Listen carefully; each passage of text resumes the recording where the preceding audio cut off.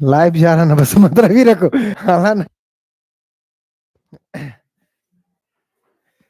चलो भाई, तो पिछले क्लास में हम लोग ने इलेक्ट्रोलाइसिस देखा था। इलेक्ट्रोलाइसिस सब लोग देख लिए थे। इलेक्ट्रोलाइसिस अलग अलग तरीका से हमने बता रखा था, कैसे कैसे कौन कौन क्या क्या करेगा। आज हम लोग देखने वाले हैं फ्राडे लॉ ऑफ इलेक्ट्रोलाइसिस। छोड़ो नहीं यार।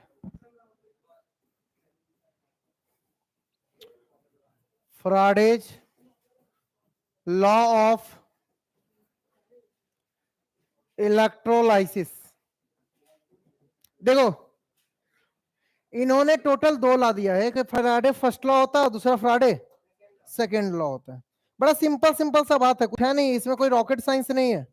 बस वो सोचने का पावर को तुमको बढ़ाना होता है। अब वो सोचने का पावर आपके पास नहीं है, वो हमको पता है, फिर भी इसके हिसाब से हम आपको बता दें कि कुछ ये होता नहीं है। सिंपल सा फंड ये होता है ना, कि इलेक्ट्रोड पे हमको पता है कुछ ना कुछ डिपॉजिट होता है, और वो डिपॉजिट क्या होता है, चाहे तो प्लस आयन होता है, नहीं तो माइनस आयन होते हैं। जो सॉल्यूशन से निकल के कहां डिपॉजिट होता है, इलेक्ट्रोड पे। तो वो बोलता है कि जो अमाउंट या वेट जो इलेक्ट्रोड पे डिपॉजिट हो रहा है, किसका, चार्ज का। चार्ज क्यों बोल रहे हैं सर, चाहे तो वो प्लस होगा नहीं तो माइनस होगा। किसी भी चार्ज का जितना डिपॉजिट होगा किस पे, इलेक्ट्रोड पे। किस पे, जैसे सपोज एक बात बता देते हैं कि जैसे देख लो, इसमें कोई सॉल्यूशन है, एक्वस सॉल्यूशन है। क्या है, एक्वस सॉल्यूशन है सर। इसमें सर हम दो इलेक्ट्रोड लगा देते हैं,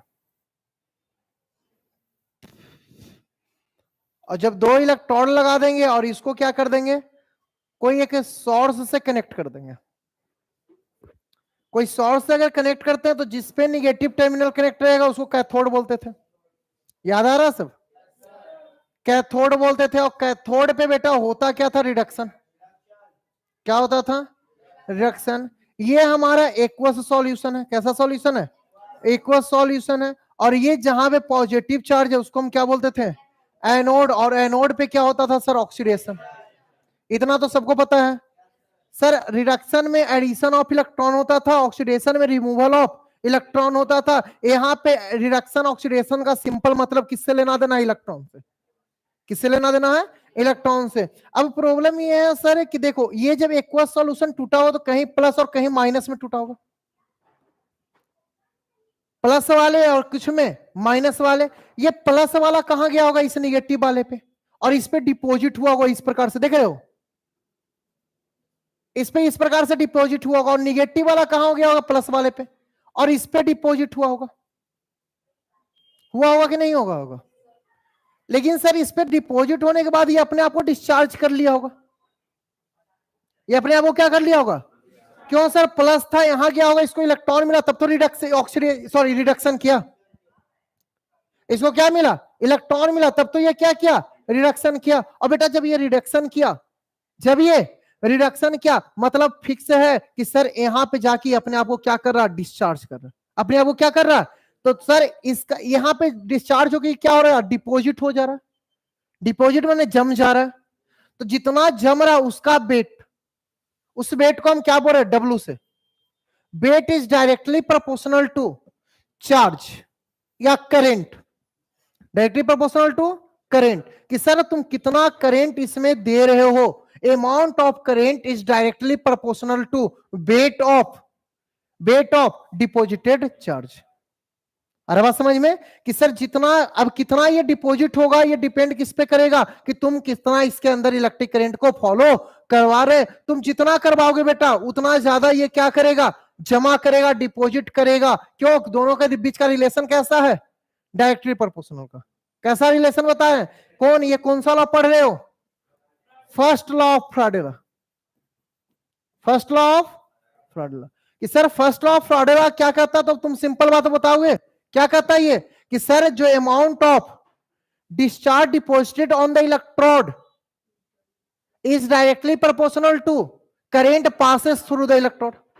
कि सर जितना अमाउंट ऑफ करंट पास होगा किससे, इलेक्ट्रोड से, उसके डायरेक्टली प्रोपोर्शनल होगा क्या sir, weight of deposited charge. Discharge कह दो सीधा। डिस्चार्ज क्यों बोल रहे हैं समझ में आ रहा है ना, क्योंकि डिपॉजिट होने के बाद वो क्या हो रहा है, डिस्चार्ज हो रहा। अरे बात समझ में। तो सर ये हम बोल सकते हैं कि weight of amount deposited on the electrode is directly proportional to flow of current through the electrode. First law समझ में आया क्या बोले हैं। फर्स्ट लॉ में किन्हीं को दिक्कत, पीछे से बताओ यार,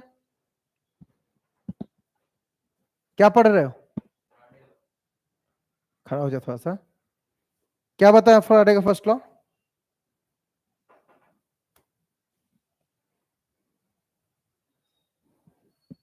बताओ क्या बताया, कुछ तो बताया होंगे ना।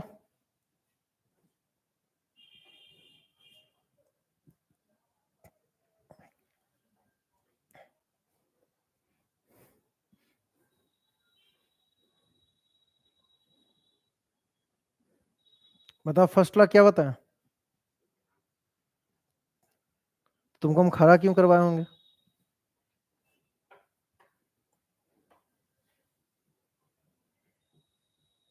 समझ में नहीं आता है तो फिर कर क्या रहे थे। तो ध्यान इधर देना यार, कहाँ सोचते रहते हो, कितना बड़ा टेंशन तुम ही को लाइफ में है कि लाइफ का पूरा टेंशन तुम ही लेके बैठा लो। लग तो रहा है अब यही उम्र में टेंशन होने लगा है क्या। तो जल्दी कहीं सुसाइड वुसाइड करके फिर हमको नोट्स में लिख देना कि रजनीश सर का प्रताड़ना से हम सुसाइड कर रहे हैं, तभी हमरो नाम हो जाएगा क्या। ठीक है ना कि सर तो आपके वजह से 2-4 दिन जेल जाएंगे, क्या हो सकता है। अरे बहुत पढ़ रहे हैं वेल। देखिए इसको डिफाइन कैसे कर सकते हैं, अगर हम बोले कि अब फर्स्ट लॉ हमको लिखना है, फर्स्ट लॉ ऑफ फ्राडे। अब बताओ भाई क्या कर सकते हैं इसका डिफाइन, लिख सकते हैं क्या, क्या लिखेंगे, the weight of ion discharge, ion discharge होता है ना, discharge at the electrode, electrode is directly proportional to the current passage through it। तो दिक्कत कि सर जितना करंट इसके थ्रू पास करेगा उतना ही इसका वेट क्या होगा, डिपॉजिटेड होगा, उतना ही वेट क्या होगा, डिपॉजिटेड होगा। तो सर यहां पे W directly proportional to Q लिख दे क्या, किन्हीं को दिक्कत होना नहीं चाहिए। सर इसी प्रोपोर्शनलिटी साइन को हटाते ना बेटा तो जेड यूज करते हैं, क्या करते हैं, जेड। जेड होता क्या है सर, एक कांस्टेंट होता है। ये कांस्टेंट कितना होता है सर, तो जब तुम 1 एम्पियर करंट, ये सर सेकंड क्लासरूम है,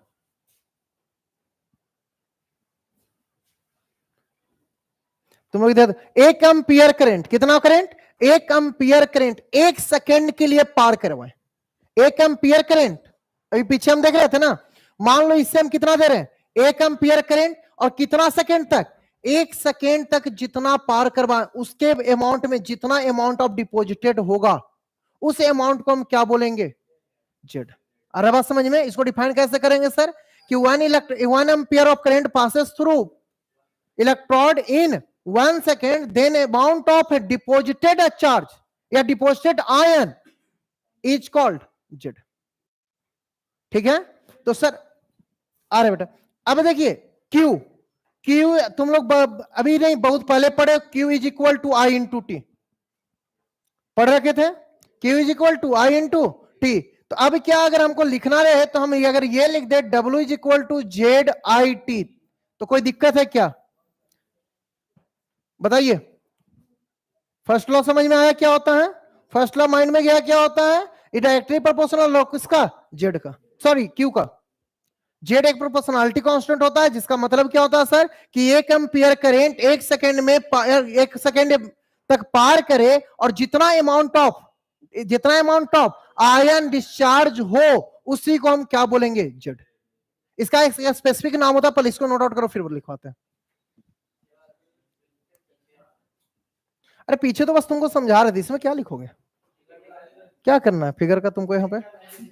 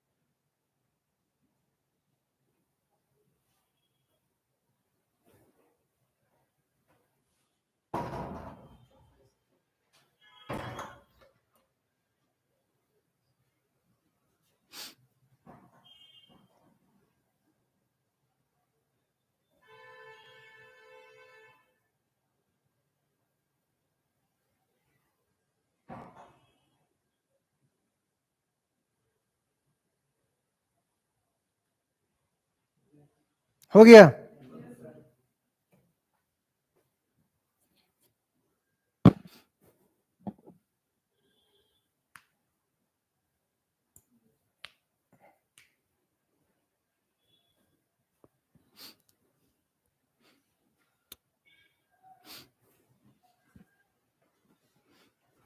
डब्ल्यू क्या लिखोगे,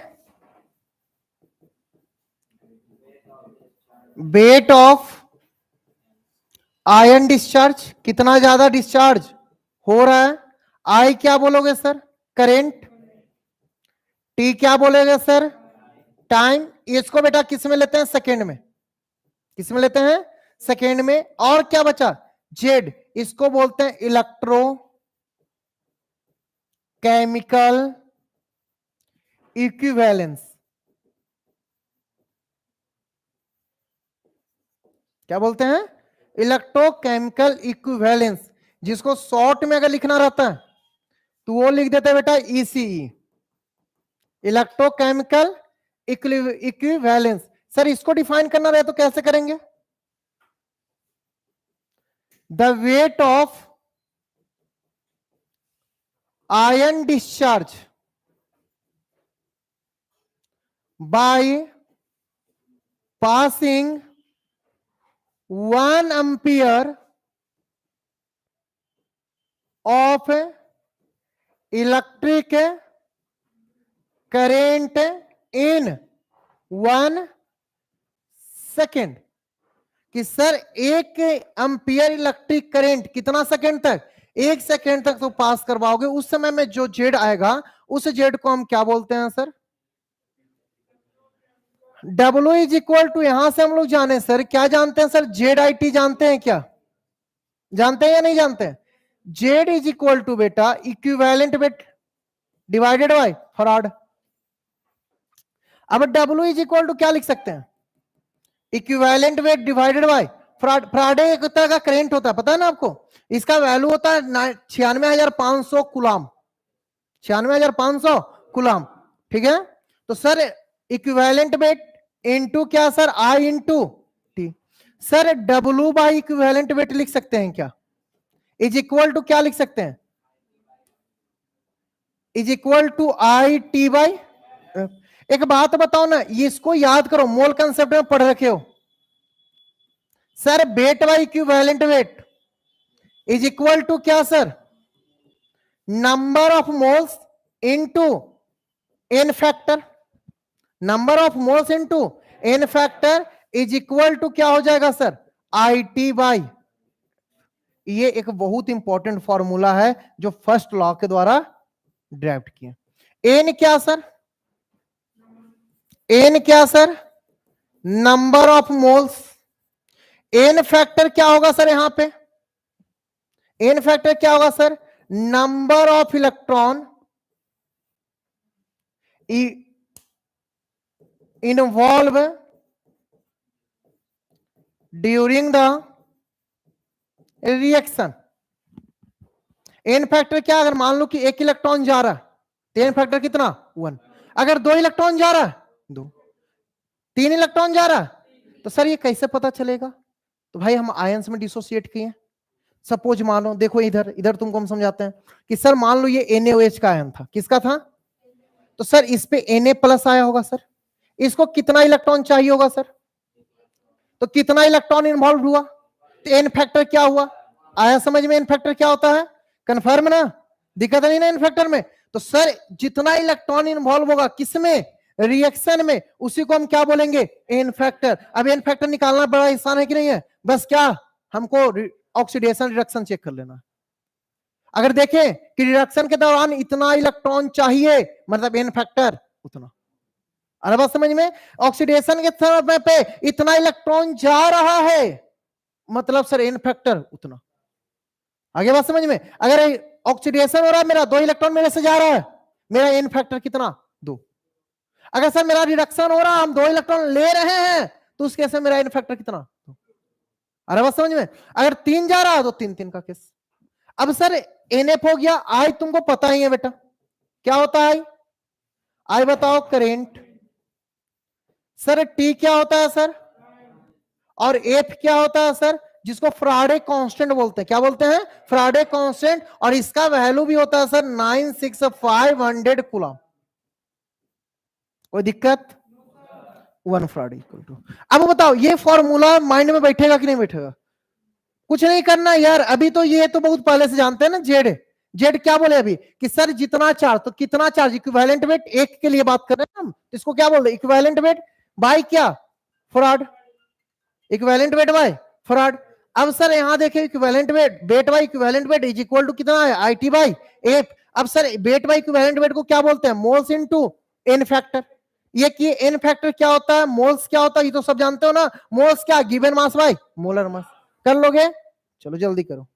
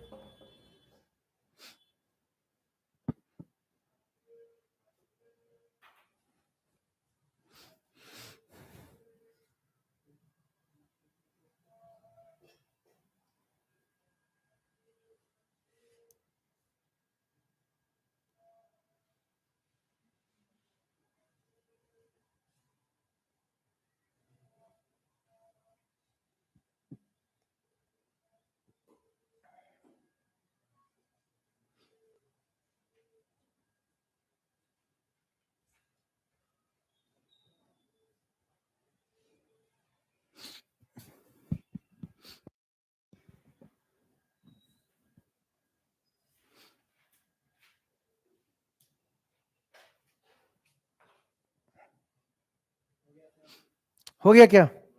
आगे बढ़े? ये फर्स्ट लॉ तुमको कोई दिक्कत दे रहा है?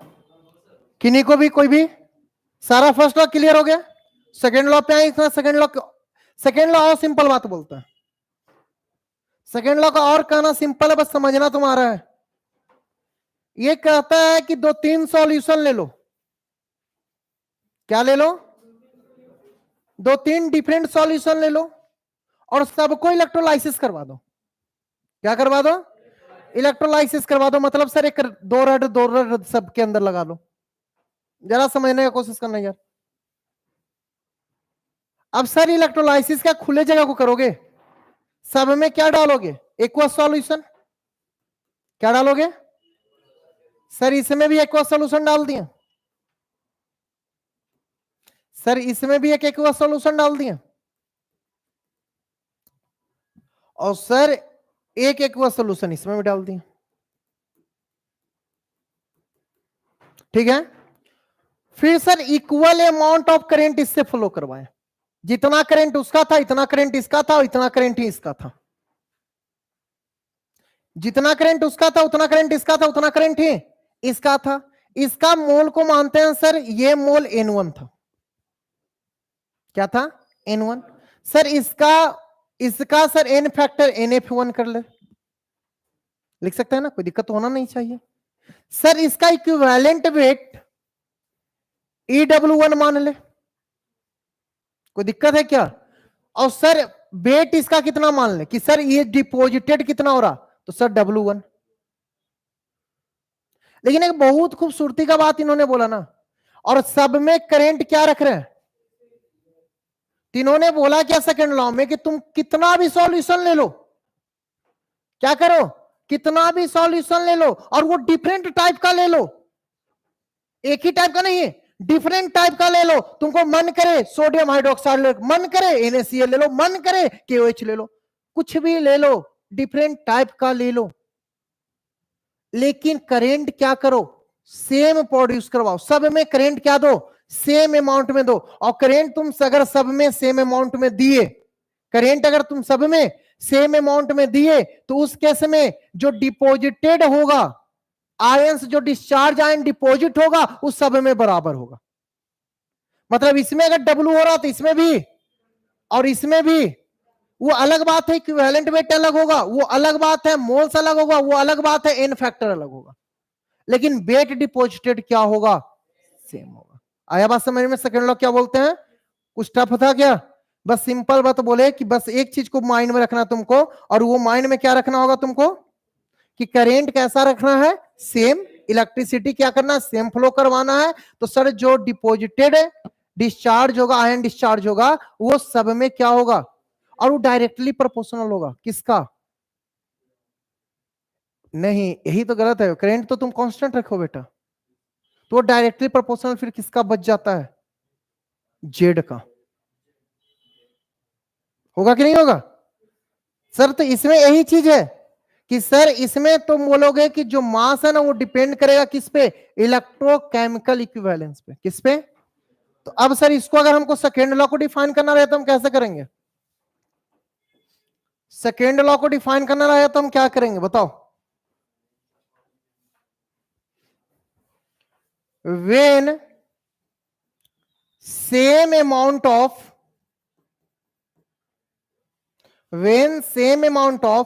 electricity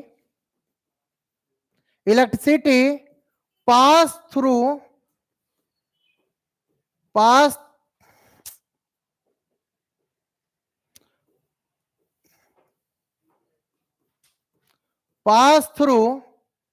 two or more different solution, two or more, दो या दो से अधिक different solution, then the mass of, मास की जगह पे वेट लिखते हैं ना, then the weight of ion discharge deposited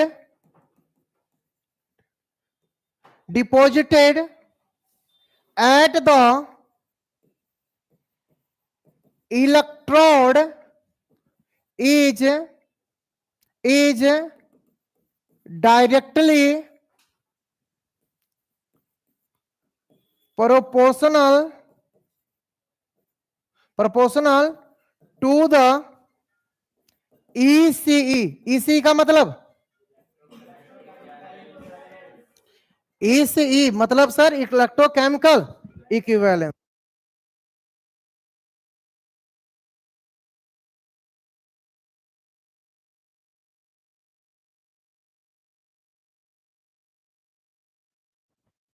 क्या बन रहा है?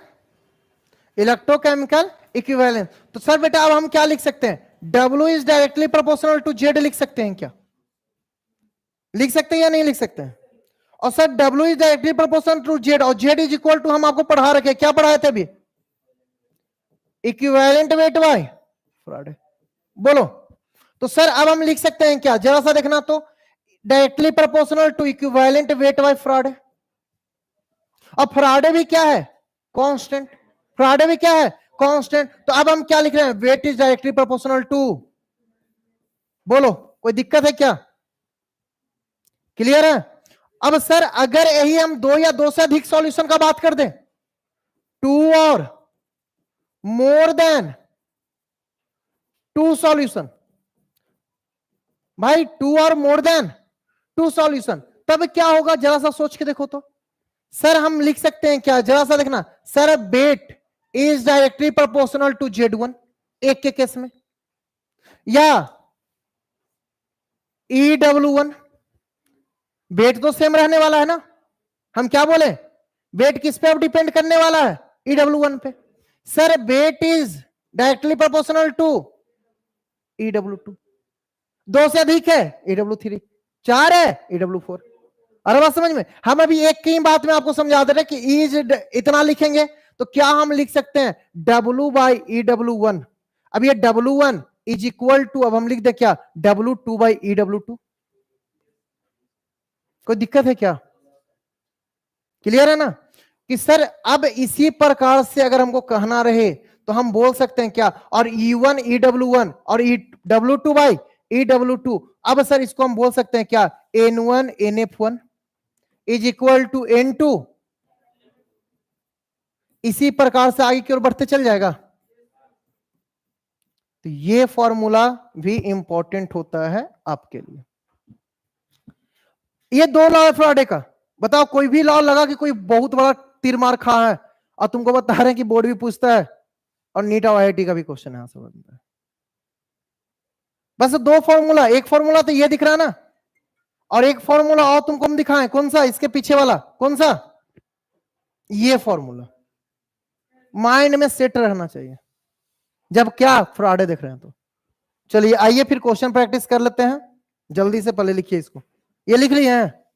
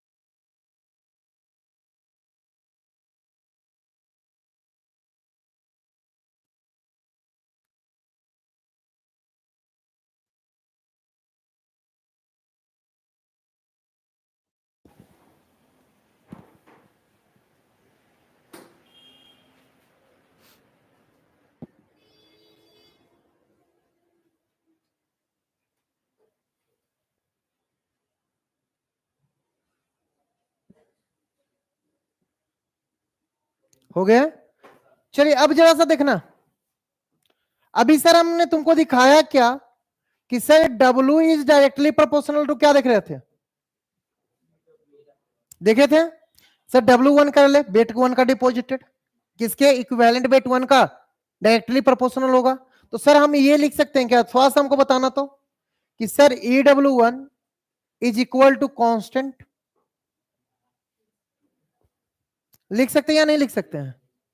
और सर ये हमको पता है, इसको हम क्या लिख सकते हैं, N1 और NF1, ये भी क्या हो जाएगा सर, कांस्टेंट। तो कहीं ना कहीं sir number of mole is the inversely proportional to N factor.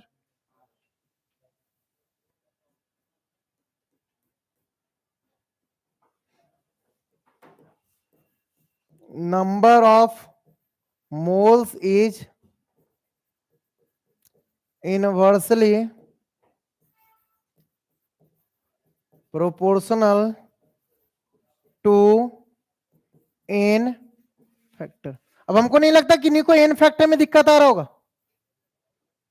N factor में किन्हीं को दिक्कत है क्या, किन्हीं को भी N फैक्टर समझ में आया ना क्या होता है,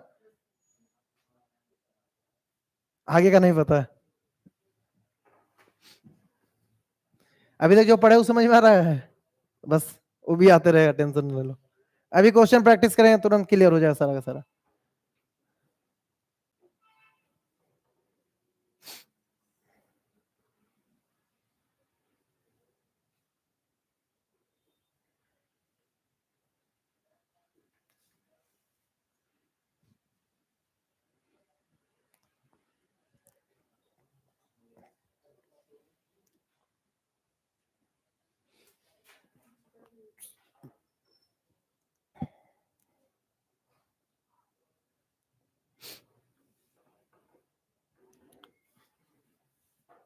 चलिए हो गया, हो गया। तो हमको फर्स्ट लॉ सेकेंड लॉ दोनों खत्म कर दिए, दोनों समझ में आपको बहुत अच्छे से आ गया होगा, इसमें कोई दिक्कत हुआ नहीं। अब थोड़ा क्वेश्चन देख ले।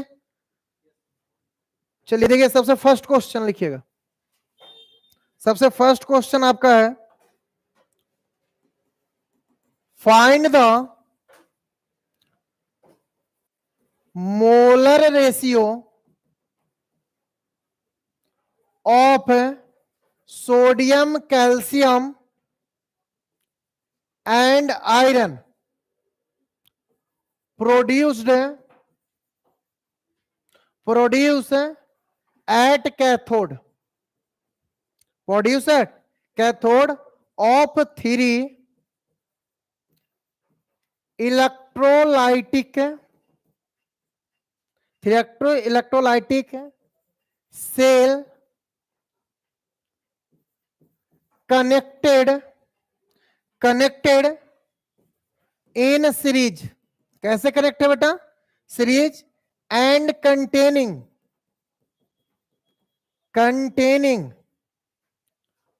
containing molten NaCl,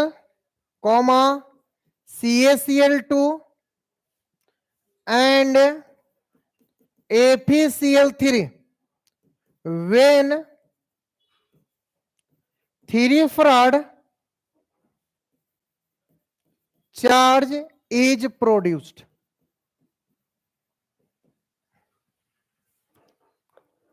सबसे फर्स्ट क्वेश्चन,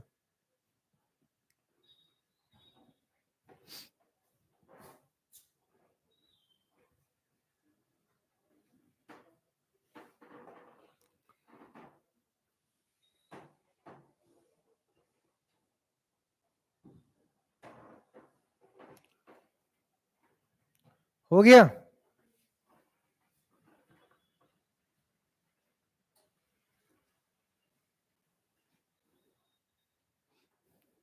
बन गया कितना, इतना टाइम।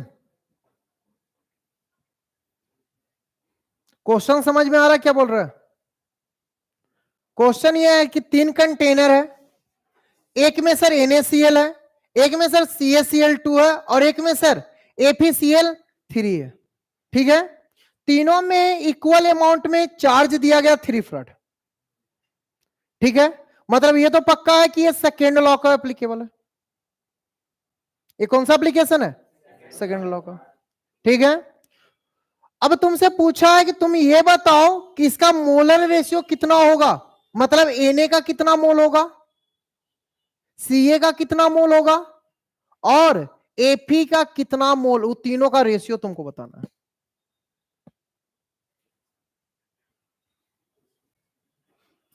जरा देखिए, इधर देखो जरा सा सब लोग। सर रिएक्शन कैथोड पे बोला है क्या? कैथोड पे बोला मतलब फिक्स है कि रिडक्शन हुआ होगा? क्या हुआ होगा?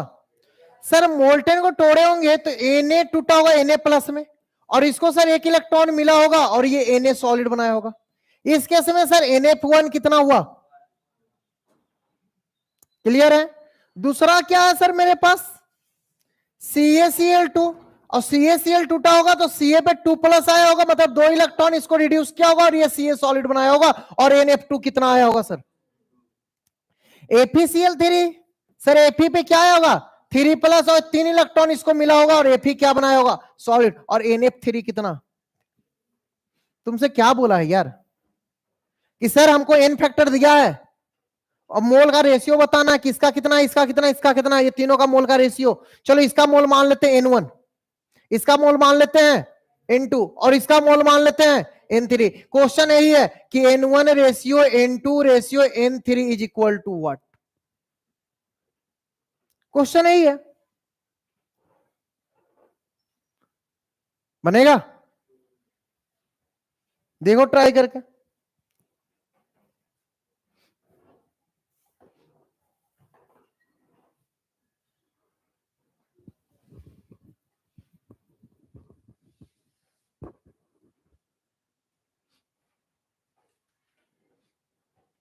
यही आपका क्वेश्चन है, जल्दी से देखिए, जल्दी से बताइए।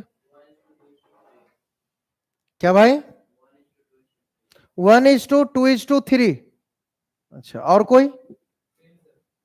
सेम कौन? अच्छा बगल से। और कोई?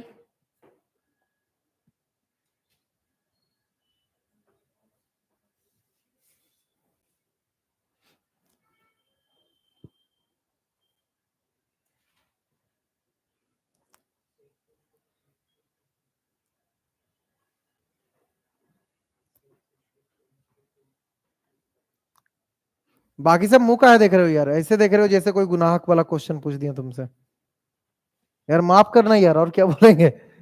देखो, mole is inversely proportional to n factor पढ़े थे क्या? तो sir N1 ratio N2 ratio N3 ratio is equal to 1 by NF1 ratio 1 by NF2 ratio 1 by NF3। Sir 1 by NF1 कितना? 1/1। सर ये रेशियो कितना सर? 1 बाय, और ये ratio कितना सर? तो सर ये तीनों का ले लो एलसीएम, ये तीनों का ले लोगे एलसीएम भाई, ये तीनों का जब तुम एलसीएम ले लोगे तो देखो तो नीचे 6 आ जाएगा का?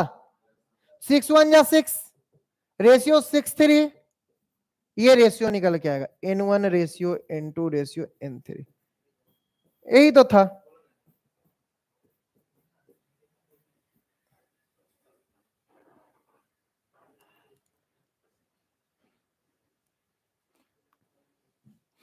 अब तुमको खाना दे दिया, इसका मतलब थोड़ी ना कि कोर्स से खिला देगा, खुद से भी खाना होता है।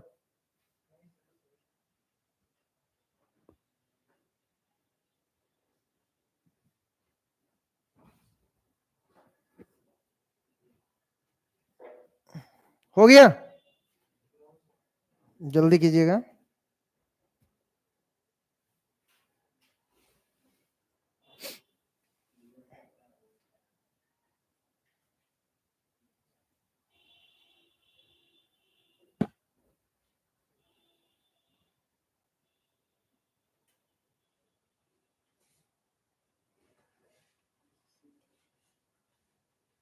चलिए हो गया। काची का? कुछ नहीं बेटा, वो कांस्टेंट था ना, देना मैं देना तो तुमको फंसाने के लिए कुछ भी कर सकता है यार, ऐसे कैसे कर सकते हो? ये कोई मतलब है? मतलब दिया है फिर कर लोगे? दे दिया है बेचारा, बता। वो देखो कांस्टेंट करेंट की जगह पे एक करेंट दे दिया, कि तुम पकड़ो कि ये कांस्टेंट है कि ये तीनों में एक ही करंट जा रहा था, कांस्टेंट ही करंट होगा ना। अगला क्वेश्चन है find the charge in coulomb. अरे ये तो बड़ा सिंपल सा क्वेश्चन है यार। On 1 gram ion of N3-। अभी ये क्वेश्चन नहीं बनेगा तो फिर क्या बनेगा?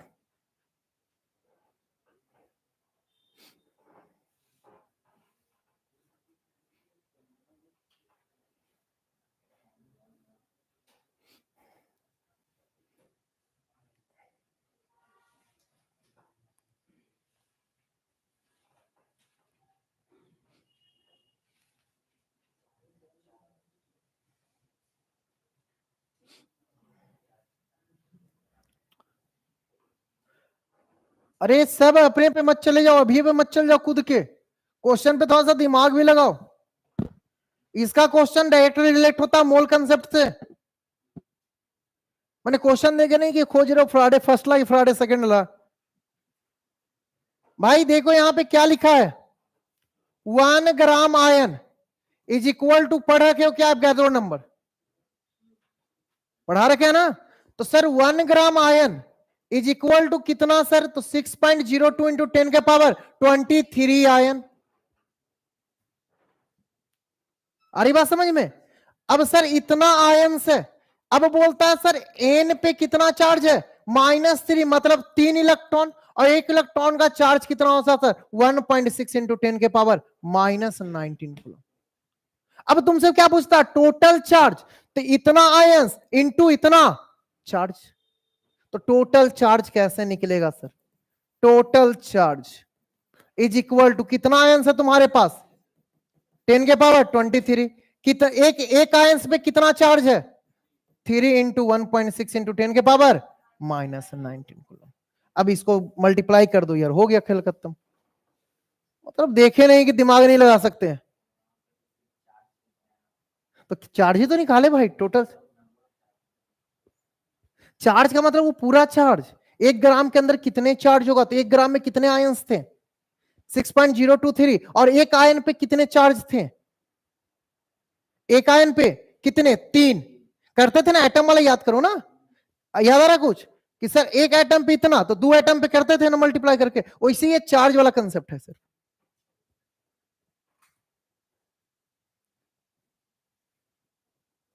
क्वेश्चन पकड़ना सीखो। सब क्वेश्चन पे घोड़ा नहीं है, तो एक क्वेश्चन तुम एक फॉर्मूला थोड़ी ना रट के जाना तुमको।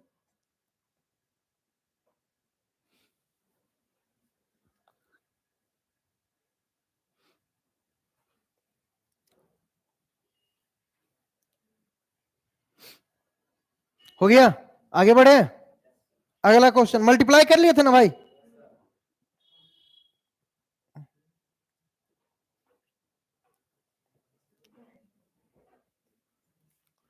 अगला है how much charge is required, charge is required to reduce a number. A number में तुमसे पूछा है 1 मोल एल्युमिनियम 3+ आयन 2 एल्युमिनियम, और दूसरा क्वेश्चन आपसे पूछा है 1 मोल MnO4- 2 Mn2+। ये 2 क्वेश्चन है।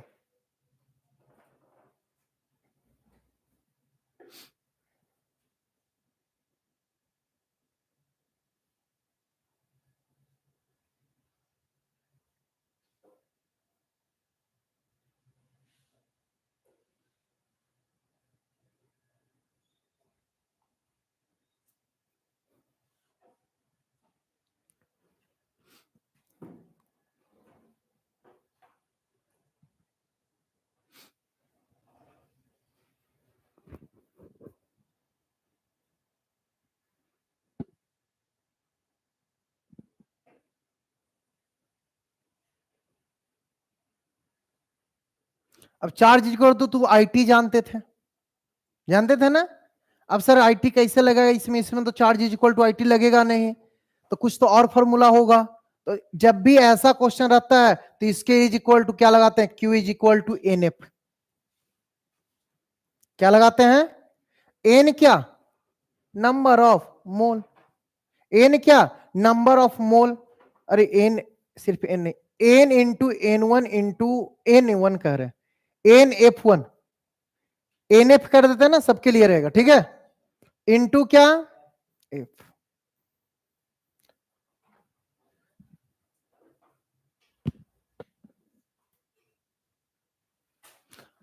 NF समझ रहे हो ना क्या होता है? क्या बनाओ अभी यार, अब बनाओ।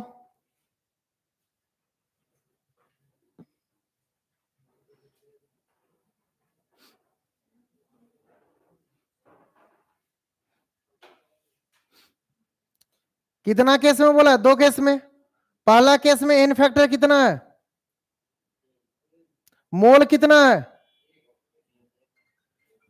और फ्राडे कांस्टेंट तो तुमको पता है ना।